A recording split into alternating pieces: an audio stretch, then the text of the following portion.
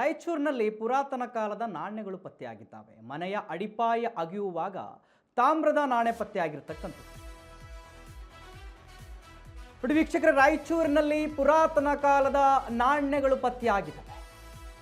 ಮನೆಯ ಅಡಿಪಾಯವನ್ನ ಅಗಿತಾ ಇದ್ರು. ಆ ವೇಳೆ ಈ ಒಂದು ಪುರಾತನ ಕಾಲದ ನಾಣ್ಯಗಳು ಪತ್ತೆಯಾಗಿದ್ದಾವೆ. ಮಾನ್ವಿ ಕಿಲ್ಲಾ ಪ್ರದೇಶದಲ್ಲಿ 60 ನಾಣ್ಯಗಳು ಪತ್ತೆಯಾಗಿರ್ತಕ್ಕಂಥದ್ದು. ನಾಣ್ಯದಲ್ಲಿ ಏನಿದೆಯಲ್ಲ, ನಾಣ್ಯ ಮೇಲೆ ಉರ್ದು ಭಾಷೆಯ ಲಿಪಿಯ ಬರಹ ಇದೆಯಂತೆ. ಐತಿಹಾಸಿಕ ಕಾಲದಲ್ಲಿ ಚಲಾವಣೆಯಲ್ಲಿದ್ದ ನಾಣ್ಯಗಳಿವು. ಸ್ಥಳಕ್ಕೆ ತಹಸೀಲ್ದಾರ್ ಭೀಮರಾಯ್ ಭೇಟಿಯನ್ನು ನೀಡಿ ಪರಿಶೀಲನೆಯನ್ನು ಮಾಡ್ತಾ ಇದ್ದಾರೆ. ಮಾಲೀಕರಿಂದ ನಾಣ್ಯಗಳನ್ನು ಅಧಿಕಾರಿಗಳು ವಶಕ್ಕೆ ಪಡ್ಕೊಂಡಿದ್ದಾರೆ. ಹೆಚ್ಚಿನ ಅಧ್ಯಯನಕ್ಕಾಗಿ ಪುರಾತತ್ವ ಇಲಾಖೆಗೆ ರವಾನೆ ಮಾಡಲಾಗಿದೆ. ವೀಕ್ಷಕರೇ ನೋಡಿ, ಮನೆಯ ಅಡಿಪಾಯವನ್ನು ಅಗೆಯುವಾಗ ಅಲ್ಲಿ 60 ನಾಣ್ಯಗಳು, ತಾಮ್ರದ ನಾಣ್ಯಗಳು ಪತ್ತೆಯಾಗಿದ್ದಾವೆ. ಅದರ ಮೇಲೆ ಉರ್ದು ಲಿಪಿಯ ಬರಹ ಇದೆ. ಉರ್ದು ಲಿಪಿಯ ಬರಹ.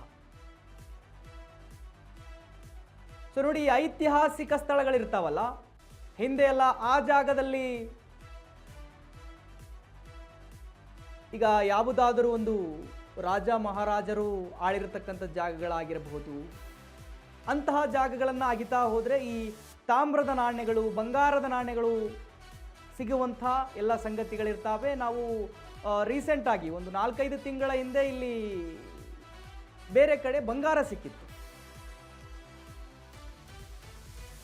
ಇವಾಗ ನಾಣ್ಯಗಳು ಸಿಕ್ಕಿದ್ದಾವೆ. ಗದಗ ಜಿಲ್ಲೆಯಲ್ಲಿ ಲಕ್ಕುಂಡಿಯಲ್ಲಿ ಅನಿಸುತ್ತೆ, ಲಕ್ಕುಂಡಿಯಲ್ಲಿ ಬಂಗಾರ ಸಿಕ್ಕಿತ್ತು.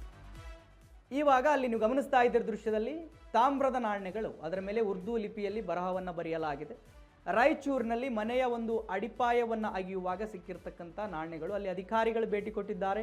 ಆ ನಾಣ್ಯಗಳನ್ನು ವಶಪಡಿಸಿಕೊಂಡಿದ್ದಾರೆ. ಪುರಾತತ್ವ ಇಲಾಖೆಗೆ ಕಳಿಸಿದ್ದಾರೆ ಪರಿಶೀಲನೆ ಮಾಡೋದಕ್ಕೆ.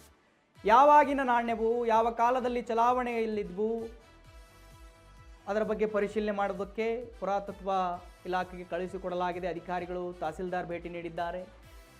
ಅವನ್ನು ಪರಿಶೀಲಿಸಿ ಹೆಚ್ಚಿನ ಪರಿಶೀಲನೆಗಾಗಿ ಪುರಾತತ್ವ ಇಲಾಖೆಗೆ ಕಳಿಸಲಾಗಿದೆ.